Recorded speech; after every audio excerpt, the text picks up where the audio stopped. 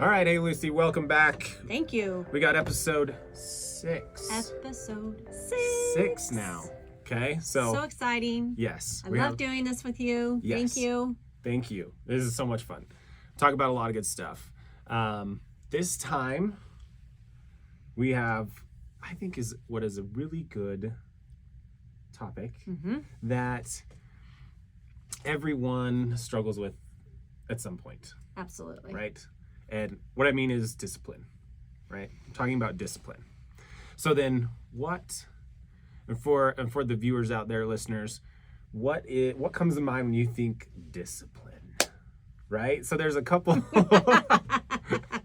for those that can't see that are listening at home, that was Lucy giving a little backhand, little smack, right? Because that's what we think about oftentimes with discipline. It is. Is either you are being disciplined or you have discipline. Right. So I guess we have to differentiate between the two. Right. What we're talking about. We are not talking about Scolding. disciplining Right. people Or being disciplined. or being disciplining. I don't know. Being disciplined by someone else. By someone else. I guess. Yeah. So then it would be more of having that. It's not external, it's more internal. Right. Like having that internal discipline. Right. I mean, maybe that could be another podcast of how to best discipline your children, which actually, I don't know. It would be more like emotion coaching with your child. Right. And not necessarily disciplining. But I guess that could be a form. I don't know. I don't know if I like that discipline, but a form of maybe instilling discipline or helping them understand, like internal discipline. Maybe that's something that we talk about another time. You should start early. That's the real takeaway. And this is instilling internal discipline, Right. not disciplining. Correct. But so discipline. But that is what people think of. Right, it is. It's one of those things where it's like bad. It definitely has a negative connotation. Why is it a negative connotation when we think discipline? I think there is something about the word that takes us back to our childhood. Probably. Probably. Or being disciplined at school, right? It is a correction of behavior. Yes. Part of discipline is correcting behavior, which we're going to be talking about a little bit. Right. So changing some behaviors. But we want to flip the script. Right. And change the negative to the positive. Correct. That thought process, right? Right. The growth mindset. Correct. So instead of the limiting or negative mindset of discipline, whether it's being disciplined or even having that kind of internal discipline to do something, flip and think of it as a positive thing. And so that's what I hope we can do here today, is talk about that. And we'll, there's many stories we have and things about discipline. And I think back to my military career and instilling discipline, right? And that's what they try and do a lot. And yes, there needs to be discipline, having that internal discipline in in a military setting, in combat, things like that. And so it's instilling that. I'm wondering if there's better ways than they do with the military.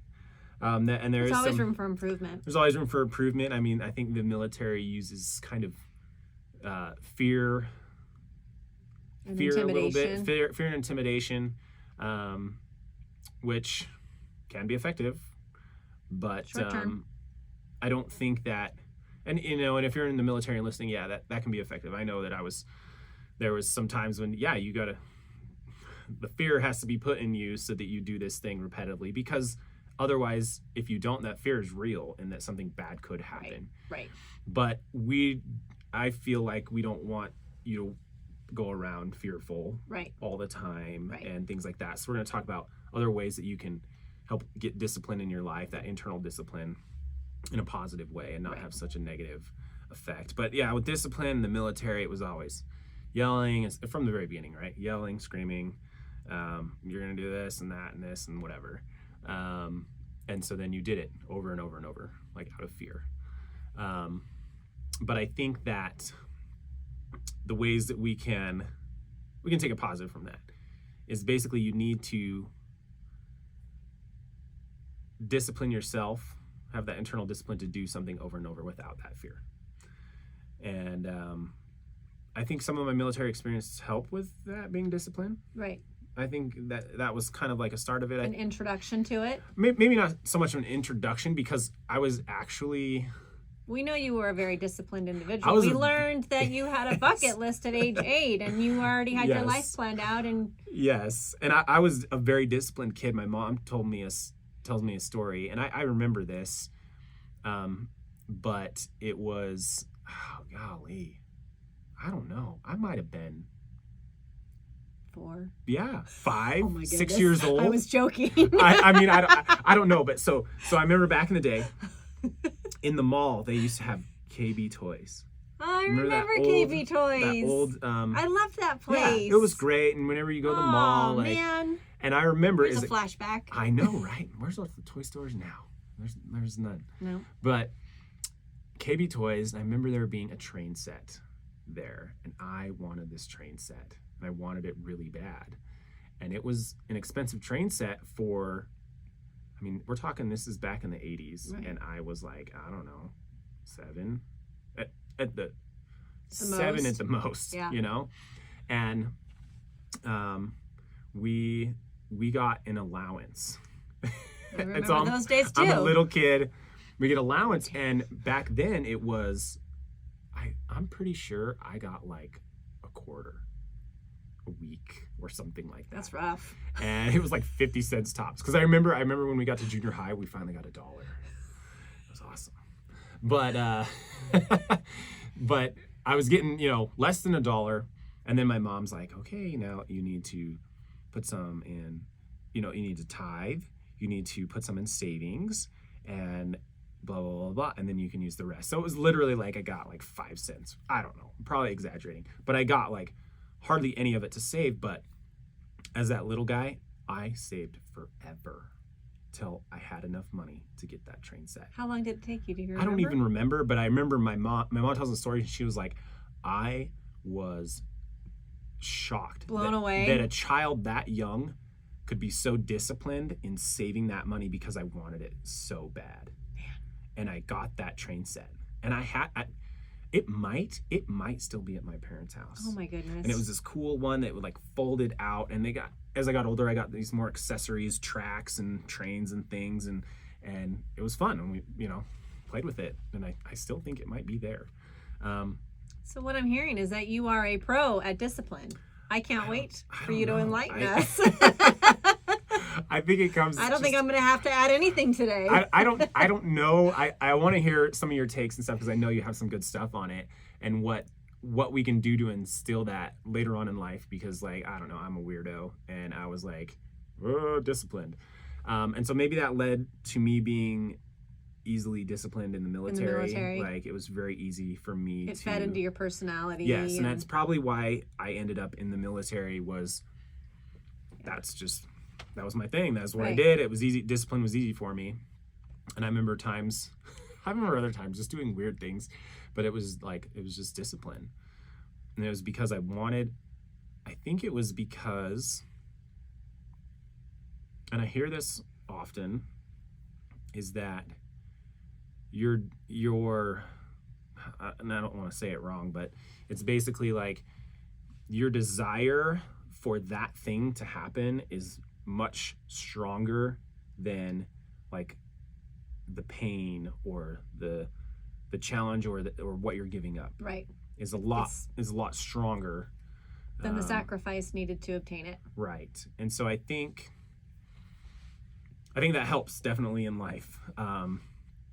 And so then we need to focus on and have that discipline and what we want, right? And another quote I hear often is, which is greater, the pain, is it the pain of the sacrifice and to achieve that, or the pain of regret? Ooh. And you have to decide which one is greater. And I think at a young age, I just decided that the pain of working hard in that discipline was worth more than the pain of regret or the pain of not getting that. Right. It's amazing though that you were wired that way because it's a very adult concept. I think I'm a weirdo. You're not a weirdo. Not at all. You're not a weirdo because we are encouraging our listeners to become this very thing. So right, I know. I'm just saying, like, we're not going to convince anybody. Why am I at such a young age was like doing crazy things like that? I think it's been part because you were destined to speak to some of these things, and so you were blessed with some of these superpowers. So I guess. I think it's amazing. I think it's amazing, but I can't imagine, and you correct me if I'm wrong. I won't claim to know what was going through your brain at age 7 or 8 or whatever age, but I can't imagine that you consciously had that type of thought that these quotes are talking about. No. You were I just wanted it. You wanted it, and it's an adult concept. It's a very mature mindset, and it takes practice, I feel like, to perfect it. And I think that there's a space where I know for myself where I had to cultivate that. And it required wisdom and some maturity, and my thoughts being stronger than my feelings, right? Not doing something because I didn't feel like it, or I don't want to I don't feel like going to the gym, right? So it does require, and I'm sure there are other situations where you can be a little more fluid with it, but I feel like in my own life, I've had to settle on the idea of I can feel all these feelings about a number of different things, but I have to decide up in my head what it is that I want and what I'm willing to work for and what I'm willing to pay the price for. My mother-in-law had a quote on her fridge, and it's similar to some of the things that you've shared, and hopefully I can get it right. It said what did it say? I don't know if it was the word regret or failure, but in essence, we fail because we give up what we want the most for what we want right now. And that was on her fridge for as long as I can remember, a decade, maybe more. And I saw it and I read it, but it didn't penetrate. And I remember my husband one day mentioning that he had also seen it. We lived with her for 4 years when we first moved here, and so we saw it every day for 4 years. And he mentioned how much it impacted him when he really stopped to read it. And I've thought about that. There have been times where the choice came down to me reflecting on that quote before making a decision and choosing the wiser of the two because of that quote. So there's a plug for the power of quotes for you, but yes, I can give you another one too. Let's hear it. Well, and I do this, I mentioned before, and we mentioned in another podcast, like the discipline and creating discipline, and how I take a cold shower every day. Yes. Or cold plunge to create discipline. It's that mentality. You're doing something that might not be the most comfortable, but it's going to be better for you in the long run. Right. And I find myself at times, because like it's not always like, sometimes you get out of bed and it's cold and you're just like, oh, a nice warm shower would be nice, right? And so I think to myself, though, that there was another quote, and it was,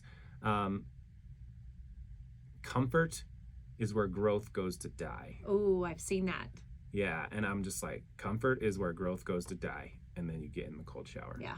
And honestly, like I think it feels quite refreshing after. And I'm like, it's just that first thing when you're getting up and you're just like, oh man, I still want a warm bed, a warm shower, but then it's like you just get in and it wakes you right up, and then you're like, oh, I'm fresh, good to go for the day. But it's just that discipline. So you still have to even remind yourself. And I think it's just that it's internal. Right. And you have to internalize, like, I want this more than that. Right. I want to grow more than I want to be comfortable right now. Right. I want to, and you can apply this wherever. Like, I have a personal training business, and I talk about this often. with clients and things, and it's just that it's that discipline. It's that doing it consistently over and over and over again, and then you see the growth. Right. You know, it's the weights don't get any lighter, you just get stronger. Yep. Right, and that's applicable in every aspect. That's a metaphor. Yes. For exercising discipline in any space. Yep. So. Yep. Yeah. It's a powerful tool. It will change your life. It will change the trajectory of your life. And there's a lot I've seen even on social media that talks about almost kind of not withdrawing. It doesn't say to withdraw, but to basically, right, just take 6 months and apply principles of discipline, growth mindset, those types of things. And in 6 months, you won't be recognizable. Yep. And it's not just talking about your exterior physique. That may be part of your journey, right? If that's something that you're pursuing, but the internal work that you can win, that you can process and go through, and the changes that you can make, you will not be recognizable. Yep. So I think it's discipline. all because of discipline. Discipline. And so much of the things that we've talked about already require discipline. It falls right in line. I feel like we said it before, all this stuff just falls right in line. Right. It's just another rung on the ladder. Yeah. And this is one of those things where I think you can use it to implement some of the things that we have talked about before. Yeah. You know, like having that positive mindset or growth mindset, or if you start speaking to yourself in a negative way, we talked a little bit about that negative self-talk. Right. We've talked a little bit about limiting mindset. Right. So you immediately then stop that, have the discipline to be like, nope, I'm not doing that. Right. To stop those negative thoughts, those bad behaviors, all those things, and be like, nope, I'm not doing Choosing that. something and different. Fill something in positive with that instead. And I think that really helps that discipline. But then, like I say, I like the physical part of it too. With the cold shower, really helps you be disciplined mentally. You know, and that then leaks into the rest. It does bleed into all the other areas of your life. Other parts of your life, yeah. When I became disciplined with my health journey and my fitness journey, that gave me the framework to exercise discipline in other spaces of my life. And I can honestly say that there's not a space that hasn't been touched by discipline, right? For the positive. And the spaces where I've been lazy or complacent, I've not been disciplined, and it's made all the difference in the world. So it is a life-changing principle. It is, and I think that with discipline, and again, we can take away that negative, is pretty soon it just becomes who you are and what you do. 100%. And we can use a simple example of, you know, brushing your teeth, right? As kids, if you've had kids, you got to fight with them all the time to brush your teeth. But now as an adult, you're just like, I just brush my teeth. Right. Because it becomes who you are. So with me, with exercise and stuff like that, like I found a weight room 30 years ago, fell in love with it, and then it's just been my life ever since. So for me now, I'm never because I think a lot of people think of discipline and exercise a lot. Right. And discipline in the weight room. And I have to get up every morning and go to the gym. Where I feel like, and then you can flip your mindset like we talked about and be like, oh, I get to go to the gym. But now for me, it's like I'm like the opposite. I'm excited, and if I don't go to the gym is when I don't feel as good. Right. You know, I'm like, oh, I missed the gym today. Dang it. Right. You know, or whatever it may be. But it's just a way of life now for me. And that's what I try and talk to with my gym clients it becomes who you are. Right. And that discipline helps change you to become who you are, whether it's discipline to have a growth mindset, discipline to be in the gym, discipline to take a cold shower, discipline to, you know, whatever. It changes and becomes who you are. And so I am that's who I am. It's what I do. I go to the gym every day, and I don't have to be like, ugh. I'm like, yes. Right. You're not talking yourself into anything I'm not anymore, talking myself into it ever. That you're in a space where the work that you do day to day as a result of exercising that discipline, like you said, has become ingrained in who you are. What I think people don't realize is that if you can learn to exercise and master discipline in one space of your life, people don't stop to consider that is proof. There's evidence that you can master it and perfect it in another space. Mm-hmm. So it doesn't matter what it is. You could decide that you want to be disciplined with managing your time better. One of the things I've set out to do is to stop watching TV in the evenings and to try to commit to reading 20 minutes a night. And it's a small thing, and in fact, we were binge watching a TV show, and I could not wait to get through the last season because I was so ready to implement this new activity in my evenings, because I want to better my mind. I want to better myself. I want to increase my knowledge base on a variety of subjects. Well, that's not going to happen binge watching something on Netflix. Right. And it doesn't necessarily even always translate to bonding time with my spouse, right? It's a distraction. And so it's this small thing. And it doesn't mean that there's not time for television. It just means I'm going to carve 20 minutes an evening to read. And so far we've done really well. And it's just important, I think, to step back when you're considering discipline. If you're feeling like you need to implement it in other aspects of your life, take a minute to reflect on areas where you've already proven yourself capable, and let that be the proof that you can do it again in this other space. Yep. And don't hold yourself accountable to that. No, I've already proven that I'm capable of executing discipline in spaces that I don't even think about anymore. Mm-hmm. And it may be something as simple as brushing your teeth, but I think if we spend a little time as adults thinking about it, we can find another area. Maybe you are, impeccable at being on time. That's discipline. Mm-hmm. Maybe you always meet your deadlines at work. That's discipline. Maybe you balance your work really well, so your workload never becomes too shallow or too overloaded. That's discipline. Maybe you have mastered, your lip, and you really take time to think about the things that you say. That's discipline. Or to play an instrument. To play an instrument is discipline. To master a sport. A skill, a sport, a skill, a something. And it kind of goes back to what we've talked about before, is having empathy with yourself. Mm-hmm. And this can play in here where you might start that negative self-talk and be like, oh, I can't do that, have that all or nothing, the limiting belief. I can't do that, right? And then it's, wait a minute. Okay, show your empathy to yourself, think back, and be like, I have done things like this amazing before. Things. I can do it again. Yeah, I can play the guitar. I'm always on time. I've been able to, whatever. I went through all this difficult schooling or whatever it may be. And you're like, yeah. Yep. I've got no excuse. I got no excuse. I can be a disciplined person. Right. I can be consistent. I can work hard. And I think that kind of rolls into what I think a lot of people,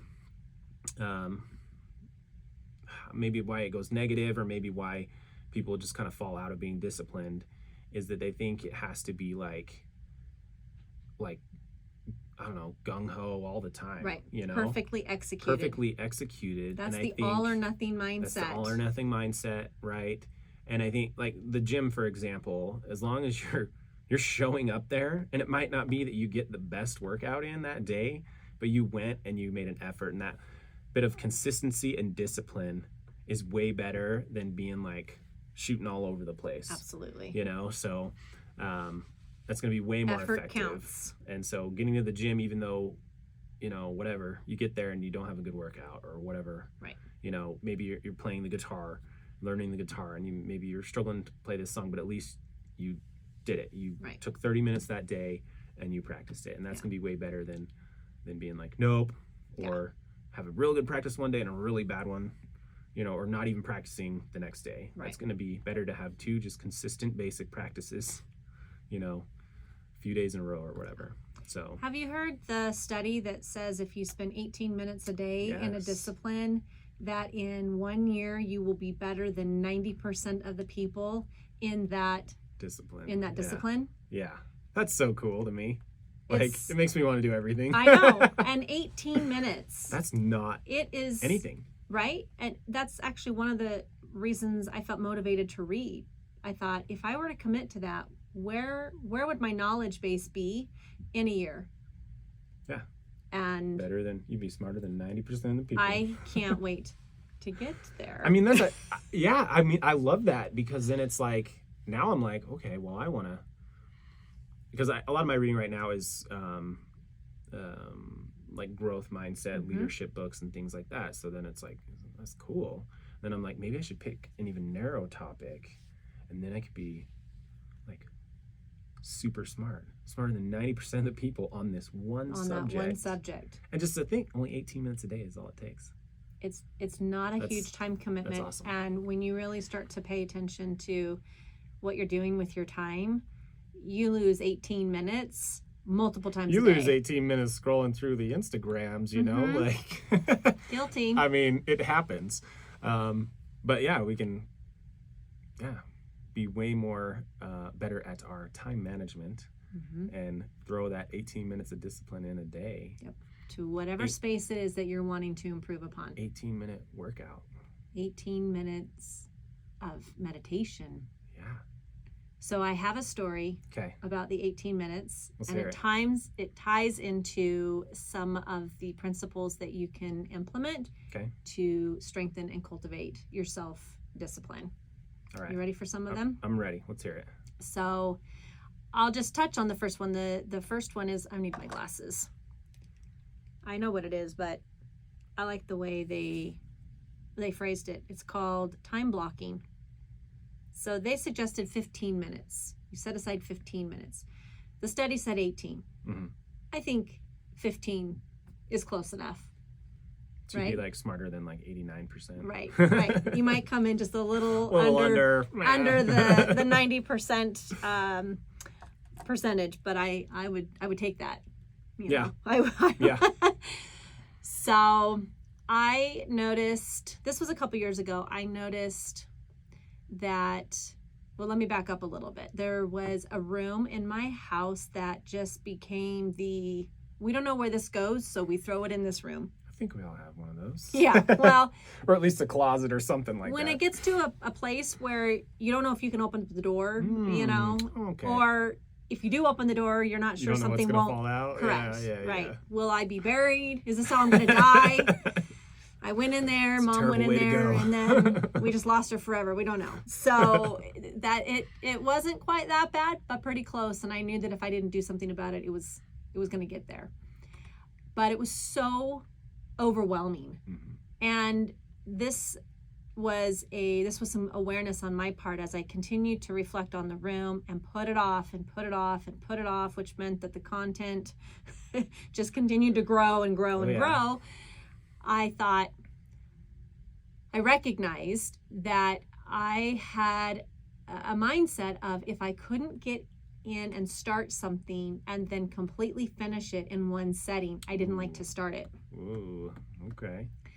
Well, I would have needed probably 4 days off from work to tackle this room and to really do it right. And I didn't have that luxury. I was running my business, and that just wasn't an option for me at the time. And I decided I would set a timer for 20 minutes and see how much I could get done in the 20 minutes. And it really grated on my nerves to do that, because like I said, I was wired to say, well, I'm going to start this and therefore I'm going to finish it. And if I can't finish it, I'm not going to start it. Yeah. I think back, and this is, we can pick that apart for another podcast, but I think it was really a excuse. It was avoidance. All right. But I made myself do it. So I, at least at that point, had experienced enough of implementing discipline that I knew that even though my feelings weren't on board, I was going to make myself do it. I knew that I could withstand it. Mm-hmm. I could let myself feel unsettled and that this is wrong and something inside of me, screaming and ignore it and just, or whatever, just let the tantrum happen internally, but do it anyway. And I'm not exaggerating when I say in 6 nights. So it didn't take 4 full days. It was 6 nights of 20 minutes. And the room, it wasn't perfect, but the room was addressed enough that it could function. You could open the door. You could find things. There were documents that needed to be shredded. Those were taken care of. There were documents that needed to be filed. Those were taken care of. And so I learned a huge lesson. I remember coming into work and telling all of my employees about how excited I was that I had set the timer for 20 minutes. Room. Well, and it wasn't just the room. I was actually right. more enthused that even though it went against my wiring, my emotional wiring, I did it. Discipline. You accomplished it. And I was okay, right? Mm-hmm. I didn't wig out. I didn't lose my mind. It was okay. Yep. I don't, so this time blocking, this idea of time blocking. And when I read that, I thought, wow, I've done that. And that's a practice that I've implemented in my own life. And then when I started thinking about it even more, I remember doing that for my kids. I would say, we'll set a timer for 6 minutes, right? Because your attention span is a little smaller, right? As you're younger, and hopefully as you grow and mature and develop your attention span, you can set a timer longer for 6 minutes. Hopefully. But if that's where you're starting, then there's nothing wrong with that. 6 minutes is still 6 minutes. I'm still at that 6 minutes. Are you? I don't believe it. I don't believe it. I think you're Superman at this point. I don't know. Bucket list at age 8, disciplined at age 7. I don't know. I think you're Superman. I don't know why we're doing a podcast together. We're very inferior, but No. But I would do that for my kids, and I think it's really effective. So that's a space to start. I think that's a great place to start in cultivating discipline, is to just, how do you need to eat an elephant? 1 bite at a time. So if you need to set a timer, 15 minutes, and see what you can accomplish in 15 minutes. And you'll be surprised at how much it has an effect on things. Like I said, I thought I would need 4 full days, right? I thought I was going to be buried alive in there. I didn't know how I would, how will I sustain my life? I'm going to go in there and I don't know how I'm going to come out for food because I'd be so hyper focused on it. And, what if I need water or a potty break? And I'm thinking, no, you got to get in there, and you can't emerge until it's finished and it's done perfectly and it's done the way it seemed like it needed to be. And it turned out that no, just 6 nights, 20 minutes, and they weren't even 6 consecutive nights. And so it was really just an eye-opening experience for me, and it's a practice that I've utilized all the time now. It's a practice I use all the time to create a discipline. And it's not necessarily, I mentioned the reading for 20 minutes. Not every aspect of time blocking is applied to something that I'm looking to do every single day. There may be something that needs my attention or that I want to give attention to, but I'm struggling to feel motivated or enthused about it, right? That again comes back to I don't feel like doing it. So we have to be bigger than our feelings. We have to be stronger than our feelings. And setting a timer helps me find the discipline, the willpower to battle my emotions, to win over my feelings. And so it's something, as a almost 51-year-old woman, I'm still implementing today. That's awesome. When I need to exercise discipline in a space that I can't muster it up on my own, setting timer, that time blocking has been really effective. You want to hear a trick that I learned just the other day? Something, and it's for kids. Okay. Maybe it'll work for some adults too. But it has to do with setting a timer. But with kids, right, you set a timer or whatever. You can set it on the microwave or on your phone or whatever. But the kids they still don't kind of grasp that time, and that time is passing by, and then they need to get this thing done. But I heard this little cool thing is to get those sand hourglasses. Oh. And you can get cool little different colored ones or whatever for the kids. And you can get ones that are filled with different time. Okay. So you can, 5, 10, 15, whatever, 20 minutes.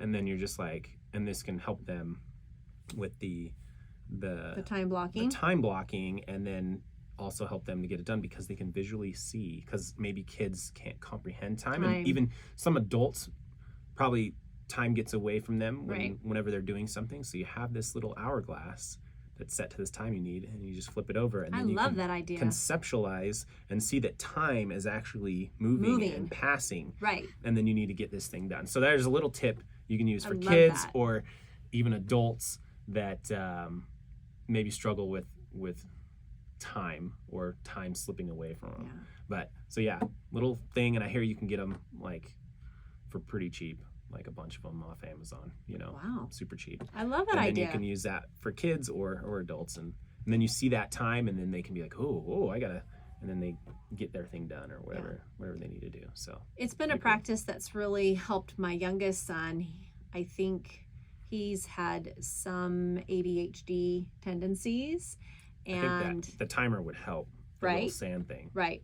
And I've even gone so far as to saying not just time blocking, but maybe if I'm encouraging him to clean up his room, I'll say 10 minutes on your clothes, right? So I'll pick 2 spaces where he's being hyper-focused and disciplined, right? 15 minutes cleaning your shoes or your closet or your dresser or putting away your laundry or whatever that may be. And I think anytime you can break something down and almost compartmentalize things a little bit more, so that the whole idea is that this isn't going to last forever. Mm-hmm. It's a small price to pay for a big payout.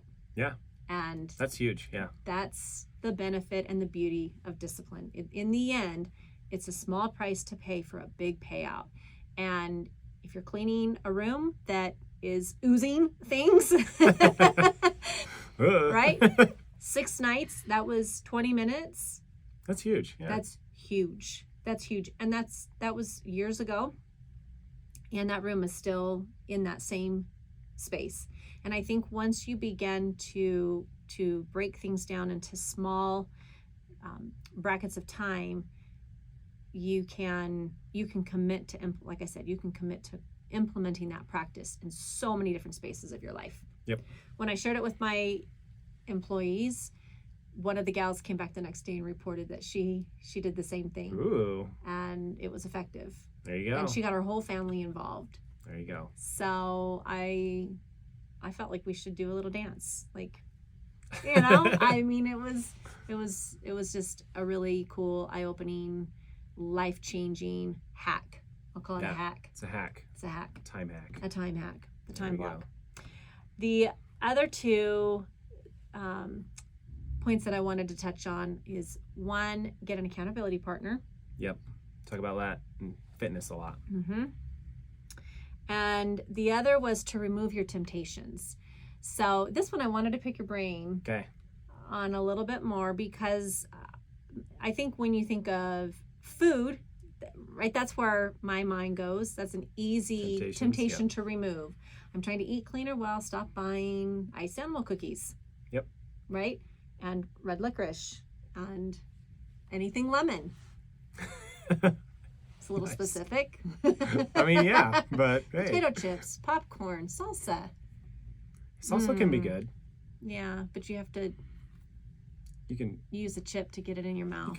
You can make healthier options. You can. Of chips. But aside from food, I have been trying to think about what other aspects of my life have I removed a temptation to improve my self-discipline. The only other thing that I could think of was, okay, I'm trying not to watch TV in bed. Well, I would love to just remove the TV from the room. Yeah. But I'm not the only one that utilizes the room, so I only get a 50% say.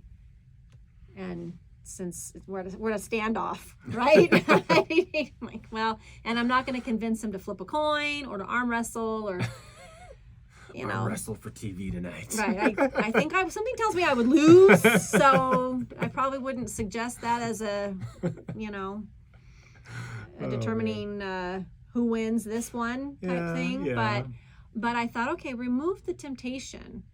So what are other areas of life where beyond fitness and food, nutrition, and things of that nature, would we remove temptation to perfect our area, our self-discipline? I guess what you have to dive into, what area are we looking at now that we want to be disciplined in? Okay, let's say a growth mindset. You want to work on, or self-talk. Remove temptation. I think what you really have to assess is what is your temptation. Right. That temptation would be very personal. Yes. Right? And what's at the root of that temptation? So let's say of the behavior that you're trying to correct. Let's say it is negative self-talk. Well, what's feeding that? Are you scrolling through social media and comparing your life to somebody else's? Is that what is triggering that negative self-talk? Is it people you're around? Is it people that you're around? It could be so many different things, and it requires that you really give it some thought, because I think it would be very personal. Right. You got to really dig deep. Really dig deep. And be honest with yourself. 100% honest. And I think a lot of people, we struggle with that at times, because other times, you want to be right or you want to be whatever. But I think being honest with yourself and being like, okay, for real, do I really do this? Or how, do I get in this negative self-talk way around this certain person, or right, because of I'm doing this or whatever. And then, but yeah, you gotta have one of those really deep moments with yourself, right, to discover. It's some honest reflection. Yeah, honest reflection to discover that. And it would probably take some time. If you don't know the answer immediately, it may require that you sit in reflection and really pay attention to the things that are at the root of the behavior that you're trying to undo or improve upon or correct. Yep. Whatever the case may be. So I liked it, but it's been something that stumped me throughout the day, because I just thought I couldn't necessarily make a blanket statement about what that temptation may be. And I think, like you say, it would be different for everybody. It would be different for everyone. Right? Because I think some people can, negative, scroll through social media, but not be affected by it. Be affected, right, trigger negative self-talk, or, right, limiting beliefs, or, whatever it may be. And so, yeah, I think it's totally kind of like a personal thing that you're really going to have to dig into. So I don't know. Yeah. You got me really thinking here. So I'm like, man, I'm going to look back and think, okay, what are some areas in my life that are more of I guess you'd be tempted to do this, and why are you tempted to do that? Right. But I'm going to have to think about it for a while. So I thought, okay, we could pitch 2 challenges. Okay. One could be to try the time blocking. Yeah. And you can pick one, or you can do both. But I thought it might be interesting if you and I commit to the next 10 days. We'll see. We'll see if you even show up with anything where you said, what am I doing? I've reflected, and here's an area. And I'm pretty awesome. So I'm good. Yeah, right. I'm good. I'm solid. I got nothing. So let's see your list. Or I'll come back with a and then super I'll long unravel list. my scroll. No way. But I thought, okay, what would be the temptation? What temptation do I need to remove from my life to improve an area and to cultivate a greater discipline in a specific area of my life? Okay. So I don't know the answer to that. I know. Right I think that's gonna take some thought. I think it's gonna take some thought. And so if we feel like being vulnerable, we can give ourselves, say, 10 days, and then you and I commit to presenting. We'll come back and talk about it in an episode. Yes. And figure out. And then decide how we're going to attack it, how we're going to remove the temptation, and then go out, execute it, and then do another podcast to follow up where we talk about our success, how we accomplished it, how well we did. Okay. That sounds good. I think that sounds really cool. Yes. So then how do we, with the listeners here, we issue them the same challenge? I think we issue 3 challenges. You can pick option 1, which is the time blocking. Time hack. Right. Or you can pick option 2. It's a military thing. We always call it a time hack. Time hack. I actually like the time hack. I think that's clever. So the time hack challenge, the discovering your temptation and then removing the temptation challenge. Or if you're like, Master Lauren over Not here like me. And say, piece of cake. You can do both of them. Yes. Or maybe you pick option 2, but then when you identify what it is, if it's something where the time hack would be useful, you apply the time hack to removing the temptation to cultivate greater self-discipline. I like it. And so then, we'll come back in a week and a half. We'll film something. We'll share. I like it. That personal task that we've decided we're going to work on. And okay. I'm gonna be thinking. I'm gonna be thinking. I'll send Mandy a text and I'll ask her. Dig deep. I'll say, hey, if you can shed some light on Lauren's flaws. Don't do that. No. Like I said, my list is long. Plenty long. I think we should have your mother on the show. Oh, geez, I don't know about that. Can you just? That would be kind of fun, but could you just? Actually, that would be. I would love to have my mom on the show because, I've shown you my kindergarten photo, and it's. I love it. It's great. And I like love it because I see that change in the growth, and I think we were all like that at some point. Yes. As little kids, and I think back, and I might not have quite the picture that you have, the tears welling up and things like that. Oh, I think they were just. I think it was full ugly cry face. I don't think it was welling on the brink. I think it was. But even that, I might not have had that. But then I can go back to when I was a child, and I maybe didn't have that confidence or that growth mindset or things like that. And so I think that by looking at your picture, we all can kind of go back and feel that and realize, hey, we've grown a lot. Yeah. Like we've grown a lot, but hey, you know what? We can continue to grow. Yeah. And that, that's why we're here. That's why we do this. Yeah. Is to help everyone grow. So. No, I think that actually could be. I mean, maybe our listeners would have no interest in hearing it, but I would love to have my mom on this show and ask her, because I know that she has told me more than once, and she means it as a compliment, so no one go on the attack here, but she's told me more than once that they worried about me the most, and well, we'll just leave it at that, but they worried about me the most. But look at you now, right? Well, look at you now. And my mom, I mean, it's, I appreciate the her love and her affection and her words of affirmation. I obviously I love hearing those things, but it is just interesting to reflect on where I've started. And so I do personally feel like when someone tells me they don't think that they can do something, I don't feel like I have to know your entire backstory to know that there's always a way. Yep. There's always a way. Yep. And you have to find your way. Your way won't look like my way. Right. You have to find your way. But if you can find your way, your path, your journey, I don't believe there isn't anything anyone couldn't accomplish if they wanted it badly enough, if they were willing to discipline themselves, right? Yep, I agree. Right? Don't trade what you want the most for what you want right now. Be bigger than your feelings. Be stronger than your feelings. Don't succumb to your feelings. Don't judge them. Don't criticize yourself for having them, right? Just set a timer. Go into that messy room and clean it up, even though some part of you on the inside is like clambering up a wall, whatever may be happening, you're going to be okay. Yep.